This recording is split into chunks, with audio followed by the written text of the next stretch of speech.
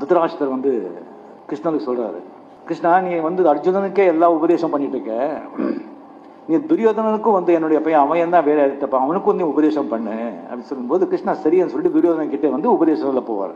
அப்போ துரியோதனா சொல்றான், இதை பாரு கண்ணா, எனக்கு எது நல்லதும் தெரியும், எது கெட்டதும் தெரியும், எது தர்மம் தெரியும், எது அதர்மம் தெரியும், எது செஞ்சா புண்ணியம் தெரியும், எது செஞ்சா கர்மம் தெரியும். ஆனா செய்ய முடியல, நான் செய்ய மாட்டேன். அங்கே அர்ஜுனன் சொல்லி ஒருத்தர் இருக்கான், அவன் நல்லதும் தெரியாது கெட்டதும் தெரியாது, எது செய்யணும்னு தெரியாது, எது செய்யறதும் தெரியாது, அவன்கிட்ட போய் நீ சொல்லு அப்படின்னு துரியோதனா. அர்ஜுனன் வந்து நிஜமா அவன் வந்து எல்லாமே சரண்டர் ஆயிட்டா, அவன் ஆத்மாவும் சுத்தியா இருந்தது. அதனால்தான் கிருஷ்ணா அந்த சொன்னது எல்லாமே அவருக்கு வந்து பகவத்கீதை அவர்கிட்ட சொன்னாங்க. ஸோ ஒரு விதத்துல நாம எல்லாரும் துரியோதனர்கள் தான். நமக்கு தெரியும் எது நல்லது செய்யணும், எது கெட்டது செய்யணும் சொல்லி, ஆனா செய்ய மாட்டோம். பொய் சொல்லக்கூடாதுன்னு தெரியும், பொய் சொல்லுவோம். அவங்க மோசம் பண்ணக்கூடாதுன்னு தெரியும், மோசம் பண்ணுவோம்.